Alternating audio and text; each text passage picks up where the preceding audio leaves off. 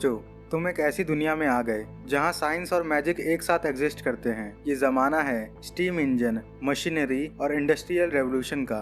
लेकिन यहाँ सिर्फ टेक्नोलॉजी ही इवॉल्व नहीं कर रही है, यहाँ कुछ और भी है जो जाग रहा है, कुछ अनदेखा और कुछ डेंजरस। इस दुनिया में ऑर्थोडॉक्स और अनऑर्थोडॉक्स चर्चेस का राज है। लोग एक्स्ट्रा ऑर्डिनरी पावर्स पाने के लिए बड़ी कीमत चुकाने के लिए तैयार हैं, लेकिन यहाँ गलत रास्ता चुनना सिर्फ मौत नहीं होता, ये पागलपन, खतरा और अपनी पहचान को खोने की तरफ जाता है। जैसे टैरोट कार्ड का द फूल होता है, नंबर 0 जो बिगनिंग, अननोन पाथ और इन्फिनाइट पोटेंशियल को रिप्रेजेंट करता है। यहाँ से शुरू होती है द लेजेंड ऑफ फूल। कहानी की शुरुआत में हम एक लड़के को देखते हैं जिसके सिर में बहुत दर्द हो रहा था। उसका सिर का दर्द उससे झेला नहीं जा रहा था। क्यों? क्योंकि उसके सिर में अभी अभी एक गोली लगी थी। उसके सिर में एक छेद हो गया था।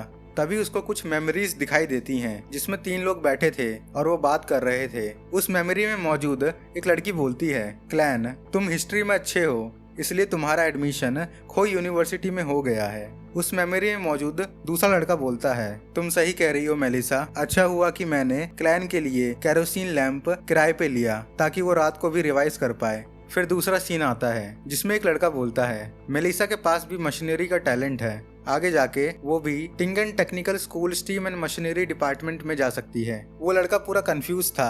ये सीन जो उसके दिमाग में फ्लैश हो रहे थे ये उसके नहीं थे और उस दर्द भी काफी हो रहा था। वो समझ नहीं पा रहा था कि अब क्या करें। फिर उसे अपने ऊपर थोड़ा सा कंट्रोल आता है। वो एक चेयर पे बैठा था। उसने जो अपने सामने सीन देखा उससे वो पूरा घबरा गया और चेयर से उठ गया। उसके सामने एक पिस्तौल रखी थी और खिड़की के बाहर एक चांद निकल रखा था। लेकिन इस चांद में अलग बात ये थी कि ये क्रिम्सन रेड यानी गहरा लाल था।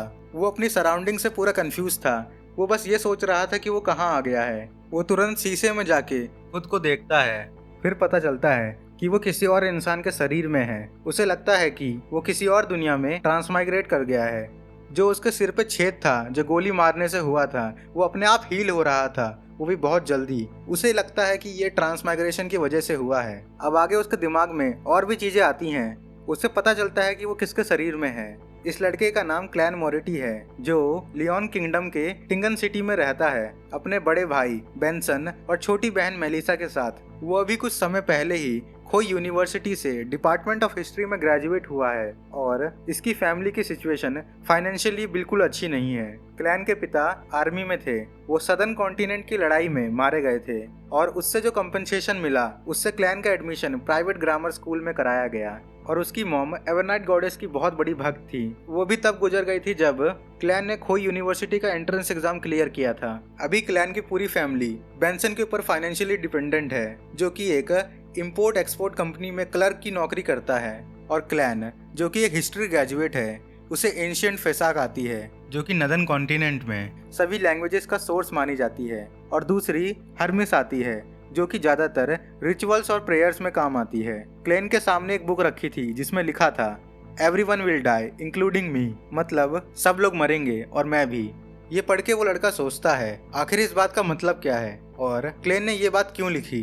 वो लड़का देखता है कि नीचे एक गोली पड़ी है। वो सोचने लगता है क्या क्लैन ने सुसाइड किया था, यह कुछ और बात थी। और एक हिस्टोरियन के पास आखिर एक पिस्तौल आई कहाँ से, क्योंकि इस लड़के के दिमाग में अभी तक क्लैन के बारे में जो भी कुछ आया था वो एक नॉर्मल आदमी की तरह था। वो सब कुछ नॉर्मल था। आखिर खून का अमाउंट इतना कम क्यों है? जब कोई सुसाइड करता है तब इतना खून तो नहीं बहता। उसके दिमाग में ऐसे ही बहुत से सवाल आते हैं। उसे लगता है कि उसकी किस्मत खराब थी इसलिए वो यहाँ ट्रांसमाइग्रेट कर गया है। तभी उसे क्लिक होता है, खराब किस्मत की वजह से ही तो मैंने डिनर से पहले लक एनहांसमेंट रिचुअल किया था और उसके बाद यहाँ आ गया। वो सोचता है कि अगर वो रिचुअल दोबारा करे तो शायद वो वापस ट्रांसमाइग्रेट कर जाएगा। भले ही इसका चांस कम है लेकिन ट्राई करने में क्या जाता है। अगर मैं 2 दिनों में वापस नहीं जा पाया तो मुझे टिंगन यूनिवर्सिटी हिस्ट्री डिपार्टमेंट में इंटरव्यू देना होगा जिसमें मेरा पास होना बहुत मुश्किल है क्योंकि मुझे सब कुछ याद नहीं। असली क्लैन की यादों से काफी कुछ अभी भी मिसिंग है। अगर मैं इंटरव्यू में पास नहीं हुआ तो दिक्कत हो जाएगी। यहाँ पे मेरा एक डाउट आता है, इस लड़के को सिर्फ और सिर्फ क्लैन की बेसिक्स नॉलेज क्यों मिली? जैसे उसका नाम, उसके घर वालों के बारे में थोड़ा पता चला, जैसे ये सब पहले से ही डिसाइडेड था कि ऐसे ही होगा। ये बस मेरे दिमाग में आया था, ये गलत भी हो सकता है। फिर वो लड़का यानी क्लैन, अब से इस लड़के को हम पूरी कहानी में क्लैन ही बोलेंगे। उसे सब कुछ साफ करना था मेलिसा के उठने से पहले। थोड़ी देर में मेलिसा क्लैन का गेट नॉक करती है। फिर क्लैन गेट खोलता है। मेलिसा एक एनर्जेटिक और खुशमिजाज तरीके से क्लैन से पूछती है कि तुम क्या कर रहे थे क्लैन। क्लैन कहता है कि डैड की वॉच थोड़ी खराब हो गई है। मेलिसा तुरंत उस वॉच को ठीक करने लग जाती है। उस समय क्लैन सोचता है बिना साइलेंसर के क्लैन ने सुसाइड किया था, तो मेलिसा को कुछ पता क्यों नहीं चला। क्या मेलिसा जोर जोर से आवाज करते हुए सोती है या क्लैन का सुसाइड शुरू से ही मिस्ट्री में था। तब तक मेलिसा उस वॉच को सही कर देती है और फिर क्लैन को देती है। थोड़ी देर बाद फिर मेलिसा घर से जाते हुए कहती है, क्लैन मैं जा रही हूँ, तुम ब्रेड लेते आना और मटन और पीस भी। तुम्हारा इंटरव्यू आने वाला है, तुम्हारे लिए मटन स्टीम बनाऊंगी। क्लैन ठीक है कह देता है, लेकिन मेलिसा थोड़ा चलने के बाद फिर से रुक कर कहती है, फ्रेश वाले ब्रेड लाना, बेंसन संडे तक वापस आ जाएगा। क्लैन फिर से ठीक है कहता है। मेलिसा थोड़ा चलने के बाद रुकती है और कुछ याद दिलाती है, जिस पे क्लैन हाँ कह देता है। क्लैन सोचता है मेलिसा भले ही छोटी है लेकिन अपने भाई की चिंता बहुत करती है। उसे बुरा लगता है कि उसका असली भाई मर चुका है और क्लैन को भी अपने घर वापस जाना है। वो मन ही मन में मेलिसा से माफी मांगता है। फिर क्लैन भी बाहर के शहर में निकल जाता है ब्रेड लेने के लिए।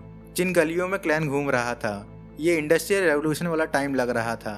वो ब्रेड शॉप में जाके मिसेस सैमरिन से 8 पाउंड राई ब्रेड मांगता है। मिसेस सैमरिन क्लैन को ब्रेड देते हुए थोड़ा हालचाल पूछती है और ग्रेजुएट होने के लिए कॉन्ग्रेचुलेट करती है और कहती है कम से कम वो अपना खुद का बाथरूम तो ले ही लें। मिसेस सैमरिन की ये बात सुन के क्लैन उनकी तारीफ करता है कि वो कितनी एनर्जेटिक और यंग है। मिसेस सैमरिन कॉम्प्लीमेंट लेते हुए कहती हैं 9 पेंस। क्लैन इस पे उनसे पूछता है ये 2 दिन पहले 11 पेंस के थे और पिछले महीने तो 15 पेंस के। मिसेस सैमरिन जवाब में कहती है इसके लिए तो तुम्हें उन लोगों को शुक्रिया करना चाहिए जो ग्रेन एक्ट को हटाने के लिए प्रोटेस्ट कर रहे थे। अब ग्रेन एक्ट के बारे में थोड़ा जान लेते हैं। ग्रेन एक्ट के लाने का मोटिव ये था कि फॉरेन ग्रेन्स जो यहाँ के किसानों के ग्रेन से सस्ते हैं वो यहाँ पे अपना दबदबा ना बना पाए। ये एक्ट यहाँ के किसानों के फेवर में था, लेकिन क्लैन सोचता है अगर ये एक्ट किसानों के फेवर में था तो आखिर लोग प्रोटेस्ट क्यों कर रहे थे। यही सोचते सोचते क्लैन रास्ते में चल रहा था। वो एक तरफ देखता है कि यहाँ पे एक सर्कस होने वाला है। वो सोचता है कि ये सर्कस मेलिसा को पसंद आएगा। तभी साइड से एक डिविनेशन करने वाली औरत क्लैन से पूछती है कि क्या उसे डिविनेशन कराना है। क्लैन उस औरत को मना कर देता है, लेकिन वो औरत कहती है कि उसके डिविनेशंस बहुत ज्यादा एक्यूरेट होते हैं, जो कि ऑब्वियसली एक मार्केटिंग ट्रिक है। वो औरत बोलती है कि उसके टैरोट डिविनेशंस बहुत ज्यादा एक्यूरेट होते हैं। क्लैन ये सुनकर थोड़ा चौंक जाता है कि उसने टैरोट ही बोला है, टैरोट। तभी उसे असली क्लैन की यादों से याद आता है कि ये एम्परर रोजल की वजह से है। उसे लगता है कि एम्परर भी कहीं एक ट्रांसमाइग्रेटर नहीं है, क्योंकि क्लैन की हिस्ट्री की नॉलेज से वो बता सकता है कि एम्परर रोजल ने ऐसे काम किए हैं जो बहुत ज्यादा किसी अर्थ के इंसान से रिजेंबल करते हैं, जैसे टैरोट कार्ड का इन्वेंशन करना। यहाँ से थोड़ा रोजल के बारे में जान लेते हैं। एम्परर रोजल ये वही है जिसने 170 साल पहले टैरोट कार्ड इन्वेंट किया था। इसी ने स्टीम इंजन इन्वेंट किया था और गॉड ऑफ क्राफ्टमैनशिप के नाम से जाना गया। फिर वो इंटिस रिपब्लिक के पहले कॉन्सोल बने और अपने सफर से उन्होंने लियोन किंगडम, फेनापोटर, फेसाक एम्पायर और सभी एम्पायर्स को बहुत सी चीजें दी। रोजल की वजह से चर्च ऑफ क्राफ्टमैनशिप को रेवलेशन मिला और उसका नाम God of steam and machinery हो गया। और उन्होंने ही सी रूट में सदर्न कॉन्टिनेंट जाने का रूट ढूंढा और कोलोनाइजेशन एरा शुरू किया। और ऐसे ही उन्होंने बहुत सी चीजें की। और 5th इपॉक के ईयर 1198 में अपने बुढ़ापे में उन्हें धोखा मिला। काफी सारी फोर्सेस ने मिलके उन्हें असैसिनेट किया, जिसमें church of eternal blazing sun, Sauron family और इंडिस की रॉयल फैमिली और भी काफी एरिस्टोक्रेट शामिल थे। उनकी मौत व्हाइट मैपल प्लेस में हुई थी। अब वापस क्लैन पे चलते हैं। क्लैन थोड़ा सोचता है, फिर कहता है अगर प्राइस रीजनेबल हुआ तो मैं ट्राई कर सकता हूँ। वो औरत कहती है आप आज के पहले कस्टमर हो तो आपके लिए फ्री है। फ्री सुन के क्लैन सोचता है कि फ्री की चीजें सबसे ज्यादा महंगी होती हैं। अगर तुम इतना ही कर सकती हो तो मेरे ट्रांसमाइग्रेशन के बारे में बताओ। क्लैन मन में मजाक करता है। फिर क्लैन अंदर आके सीट में बैठ जाता है। वो औरत उसे कार्ड का डेक देके शफल करके सामने रखने के लिए बोलती है। इस पे क्लैन पूछता है कि शफल करना तो आपका काम है, ये तो डिविनेशन करने वाला करता है। इस पे वो औरत बोलती है सभी लोग अपनी किस्मत खुद चुनते हैं, मैं तो बस उसको पढ़ती हूँ। इस पे भी क्लैन पूछता है कि पढ़ने के तो कोई चार्जेस नहीं है ना। इस पे वो औरत थोड़ा चिढ़ जाती है और कहती है फ्री है। क्लैन ने ये इसलिए पूछा था क्योंकि लोग ऐसी ही छोटी मोटी ट्रिक करते हैं और फिर एक्स्ट्रा चार्ज कर लेते हैं। इसलिए मैं भी मानता हूँ कि सबसे सेफ तो यही है कि हर बार पूछ लो कि इसका चार्ज लगेगा कि नहीं लगेगा। फिर वो औरत क्लैन से पूछती है कि तुम्हें क्या डिवाइन करना है। क्लैन कहता है पास्ट, प्रेजेंट और फ्यूचर। फिर क्लैन कार्ड को शफल कर देता है और उस औरत को दे देता है। अब उस औरत ने क्लैन के सामने 3 कार्ड रख दिए हैं जो उसके पास्ट, प्रेजेंट और फ्यूचर को रिप्रेजेंट करते हैं। वो औरत क्लैन से पूछती है कि उसे पहले क्या देखना है और क्लैन प्रेजेंट चूज करता है। जब वो औरत उस कार्ड को पलटती है तो वो फूल कार्ड था, द फूल। टैरोट कार्ड का सबसे पहला कार्ड है जो इन्फिनाइट पॉसिबिलिटी, नई शुरुआत और अननोन पाथ को रिप्रेजेंट करता है। तभी उस टेंट का पर्दा हटता है और एक औरत आती है। वो औरत तुरंत ही डिविनेशन करने वाले औरत पर चिल्लाने लग जाती है, तुम फिर से मेरी जगह पे आके क्यों बैठ गई। वो कहती है डिविनेशन करने का काम मेरा है। वो औरत तुरंत वहां से जाने लग जाती है। जाते वक्त वो कहती है माफ करना, लेकिन मेरी डिविनेशंस कभी कभी बहुत एक्यूरेट होती है, ये तो मुझे मानना पड़ेगा। फिर वो दूसरी औरत क्लैन से माफी मांग के उसके सामने बैठती है और उससे कहती है कि मैं आपका डिविनेशन करूंगी। क्लैन फिर से वही पूछता है, ये फ्री है। वो औरत नाम में सिर हिलाती है। फिर क्या था, क्लैन वहां से चला जाता है और वापस घर आ जाता है। घर आके बिना किसी देरी के वो लक एनहांसमेंट रिचुअल को शुरू करता है। वो कमरे के चारों तरफ एक एक ब्रेड का पीस रखता है। वो कमरे में 4 कदम एंटी क्लॉकवाइज घूम के बोलना शुरू करता है, the immortal Lord of heaven and earth for blessings, the sky Lord of heaven and earth for blessings, the exalted thresh of heaven and earth for blessings, the celestial worthy of heaven and earth for blessings। ये बोलने के बाद वो थोड़ा रुकता है, लेकिन कुछ होता नहीं है। तभी उसे कुछ आवाज़ सुनाई देने लगती है। ये कुछ ऐसी आवाज़ थी जैसे बहुत सारे लोग दर्द में कुछ जप रहे हैं। क्लैन के सिर में बहुत जोर से दर्द होने लगता है। वो अपनी आंखें नहीं खोल पा रहा था। थोड़ी देर में सब कुछ शांत हो जाता है और आंखें खोलने पर वो एक एंडलेस ग्रे फॉग में था। वहाँ दूर दूर तक बस वही ग्रे फॉग था और उस एरिया में क्रिम्सन स्टार्स चमक रहे थे। वो वहाँ मौजूद क्रिम्सन स्टार्स में से एक स्टार को छूने की कोशिश करता है, जिससे वो स्टार ब्लिंक करने लगता है जैसे वो अभी फट जाएगा। तभी क्लैन एक और क्रिम्सन स्टार से टकरा जाता है और वो भी दूसरे वाले की तरह बिहेव करने लगता है। तभी सीन बदलता है और हम चलते हैं लियोन किंगडम की कैपिटल बैकलैंड में, एम्प्रेस बोरो में। वहाँ के एक आलिशान विला में एक कमरे में जहाँ एक नोबल लेडी बैठी थी और उसके सामने एक शीशा था।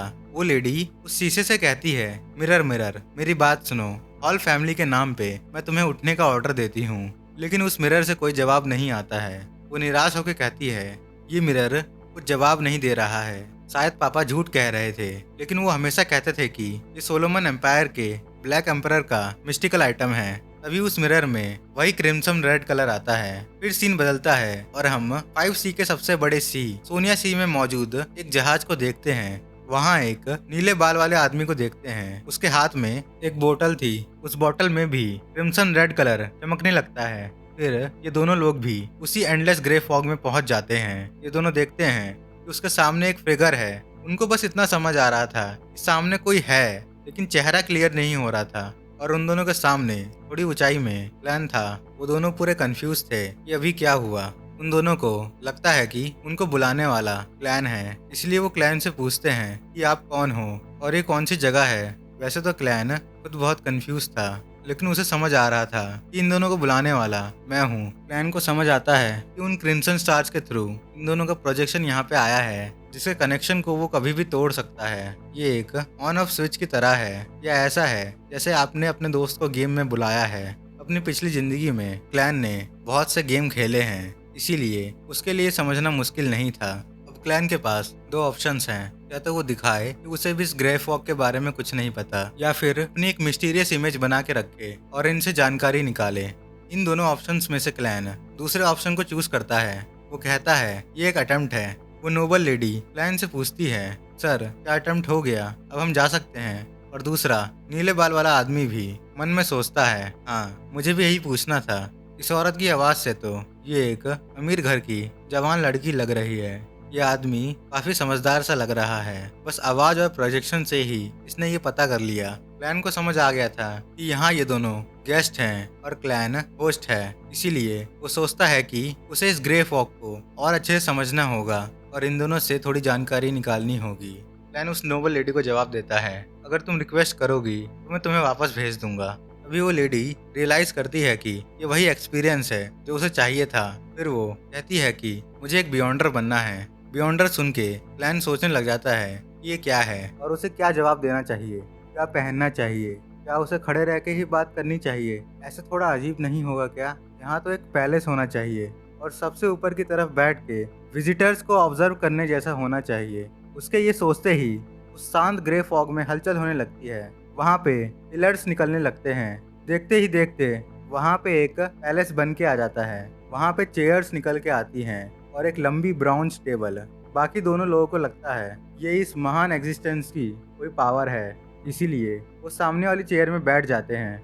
फिर वो नीले बाल वाला आदमी उस नोबल लेडी को जवाब देता है, अगर तुम्हें एक बियॉन्डर बनना है तो तुम्हें चर्च को ज्वाइन करना होगा, जैसे church of Evernight goddess, Lord of storms, God of steam and machinery.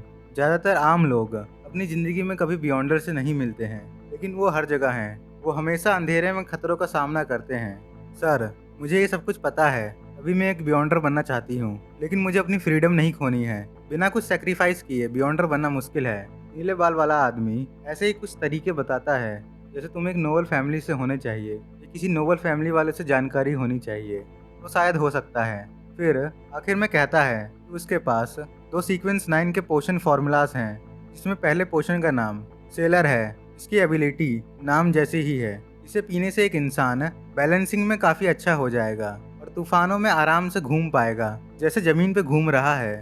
शरीर में इल्यूजरी स्केल्स आ जाएंगे और काफ़ी ताकत भी मिलेगी। उन स्केल्स के थ्रू पानी में फ्रीली घुमा जा सकता है, बिल्कुल एक मछली की तरह, बिना किसी इक्विपमेंट के, और काफ़ी देर तक पानी में रहा जा सकता है। वो लेडी ये सुन के कहती है, ये church of Lord of storms के कीपर ऑफ सीज हैं, है ना? वो आदमी अपनी बात को कंटिन्यू रखता है। दूसरा फॉर्मूला है स्पेक्टेटर। जैसा कि इसका नाम है, इससे इंसान को शार्प माइंड मिलता है और ऑब्जर्वेशन स्किल्स काफ़ी हद तक बढ़ जाती हैं। एक स्पेक्टेटर लोगों को जज करता है कि वो अपना रोल सही से निभा रहा है कि नहीं। वो आदमी उस लेडी को वार्निंग देता है, कुछ भी हो जाए उसे हमेशा ये ध्यान रखना है कि वो बस एक स्पेक्टेटर है। वो लेडी डिसाइड कर लेती है कि स्पेक्टेटर पोशन उसके लिए बेस्ट है। फिर वो स्पेक्टेटर पोशन उससे ट्रेड करने के लिए कहती है। वो आदमी इसके बदले 100 मिलीलीटर घोस्ट शार्क का खून मांगता है। फिर वो औरत पूछती है कि वो उसे घोस्ट शार्क का खून दे कैसे। नीले बाल वाला आदमी कहता है, मैं तुम्हें एक एड्रेस दूंगा, उस पर भिजवा देना। आ जाने के बाद मैं तुम्हें फॉर्मूला मेल कर दूंगा या फिर अगली बार यहीं पे बता दूंगा, और हमारी डील के विटनेस ये मिस्टीरियस एग्जिस्टेंस हो सकते हैं। फिर वो लेडी क्लैन से रिक्वेस्ट करती है कि उन्होंने उनकी असीम ताकत देख ली है, क्या वो हमारी डील के विटनेस बनेंगे। इस पे उस लेडी को याद आता है कि अभी उसने उसका नाम भी नहीं पूछा है। फिर वो दोनों एक साथ क्लैन से पूछते हैं कि वो उसे क्या कह के बुलाएं। क्लैन इस पे टेबल पे 2 बार टैप करके बोलता है, द फूल। इस पे मेरे मन में एक सवाल आता है, क्लैन ने ये नाम क्यों चूज किया? हाँ, ये जरूरी है कि अपनी पहचान को छुपाना है, लेकिन द फूल ही क्यों? क्या ये सुबह की डिविनेशन से लिया है? क्लैन विटनेस बनने के लिए एग्री कर जाता है। फिर नीले बाल वाला आदमी अपना एड्रेस बता देता है। फिर वो उस लड़की से पूछता है, क्या मैं पोशन फार्मूला यहीं बता दूं या फिर मेल करूं? फिर वो दोनों क्लैन से रिक्वेस्ट करते हैं कि वो गैदरिंग को ऐसे ही करें ताकि वो ऐसे ही ट्रेड कर पाएं। इस पे क्लैन भारी आवाज़ में कहता है, मैं इक्वल एंड फेयर एक्सचेंज में बिलीव करता हूँ, तो अब से हर मंडे दोपहर 3 बजे हम यहाँ पे मीटिंग करेंगे। इस टाइम पे ध्यान रखना कि तुम लोग अकेले रहो, कुछ अटेम्प्ट्स हो जाने दो, उसमें मुझे कुछ पता करना है। उसके बाद मैं कोशिश करूँगा कि जब मैं तुम्हें यहाँ बुलाऊं तो सिचुएशन ऑकवर्ड ना बने। फिर वो लेडी कहती है, अगर ऐसी ही बात है तो हम भी अपना नाम कोड नेम में रखते हैं। जैसे मिस्टर फूल का नाम टैरोट कार्ड से लिया गया है, वैसे ही मेरा नाम भी टैरोट कार्ड से ही होगा, जस्टिस। नीले बाल वाला आदमी भी कहता है, मेरा नाम हैंग्ड मैन। फिर वो दोनों टैरोट कार्ड के बारे में बात करने लग जाते हैं कि कैसे एम्परर रोजल ने टैरोट कार्ड का इन्वेंशन किया था, और हैंग्ड मैन स्पिरिचुअलिटी के बारे में बताते हैं। और वहीं दूसरी तरफ क्लैन के सिर में दर्द होने लगा था, उसकी मेंटल एनर्जी या कहें तो स्पिरिचुअलिटी कम हो रही थी। और फिर वो टैरोट कार्ड में ही एक और टॉपिक पे जाते हैं, जिसमें एम्परर रोजल ने टैरोट कार्ड के ही और भी 22 कार्ड बनाए थे, जिसकी भी अलग अपनी एक मिस्ट्री है। तभी क्लैन उनकी बात को रोक देता है और गैदरिंग खत्म करने बोलता है। वो दोनों तुरंत क्लैन की बात मान जाते हैं और उसे ऐसे ट्रीट करते हैं जैसे वो कहीं का राजा है। वो दोनों झुक के उसे कहते हैं, जैसी आपकी इच्छा। फिर क्लैन कनेक्शन को काट देता है, जिससे वो दोनों वापस चले जाते हैं और क्लैन भी अपने कमरे में वापस आ जाता है। क्लैन इस इंसिडेंट से अभी भी काफी कंफ्यूज था। उसके पास अभी भी बहुत से सवाल थे, जैसे वो ग्रे फॉग क्या है। उसे लग रहा था कि पहले उसे मिस्टिसिज्म के बारे में थोड़ा जानना होगा, तभी वो वापस जाने के बारे में आगे कुछ सोच पाएगा। उसे अगली गैदरिंग में पोशन फॉर्मूलाज के बारे में और भी कुछ पता चलेगा। वो गैदरिंग के बारे में भी सोचता है कि लोग हजारों किलोमीटर दूर होके भी आपस में बात कर पा रहे हैं। ये तो अर्थ में जैसे सोशल मीडिया नेटवर्क बन रखा है उसकी तरह है। फिर सीन बदलता है और हम हैंगमैन की शिप पे आते हैं। हैंगमैन के हाथ में वही मिस्टिकल आइटम था जिससे वो अभी क्लैन की गैदरिंग में गया था। वो मिस्टिकल आइटम पूरी तरह से टूट जाता है। फिर वो कैप्टन के केबिन में जाके उस कैप्टन से लड़ता है और उसे जहाज से बाहर फेंक देता है। शोर होने पर बाहर से एक बंदा आके उससे पूछता है कि क्या हुआ। हैंगमैन बहाना बना देता है कि कैप्टन यहाँ से भाग गया। वो आदमी उस टूटे हुए एरिया की तरफ देखता है। तभी हैंगमैन कहता है, छोड़ो उसे जाने दो, हमारे लिए तो सबसे मेन ये घोस्ट शिप है। ये घोस्ट शिप ट्यूडर एरा की है, इसके लिए हमें अच्छा इनाम मिलेगा। और वैसे भी अगर ये तूफान ऐसे ही रहा तो वो कैप्टन नहीं बचेगा। थोड़ी देर में शिप का वो टूटा हुआ एरिया खुद ठीक होने लगता है। हमें पता चलता है कि इस शिप का कोई फर्स्ट मेट या सेकंड मेट नहीं है और ना ही कोई क्रू है। इसमें बस एक कैप्टन ही था। जब हैंगमैन ने उस कैप्टन को मारा तो पूरी शिप का कंट्रोल उसे मिल गया। इसीलिए इस शिप का नाम घोस्ट शिप है। हैंगमैन आगे समुद्र की तरफ देख के उसी एग्जिस्टेंस यानी फूल के बारे में सोच रहा था। वो कहता है अब एक नया एरा शुरू होने वाला है। अब अगले एपिसोड्स में देखेंगे कि क्लैन किस तरीके से इतने सारे मिस्ट्रीज को सॉल्व करेगा। इस दुनिया में एक गलत कदम लेना और मौत तय है। आखिर कैसे क्लैन इस दुनिया के बड़े बड़े राज खोलता है, और सबसे जरूरी ये ग्रे फॉग क्या है, ये सब देखेंगे अगले एपिसोड में। तब तक के लिए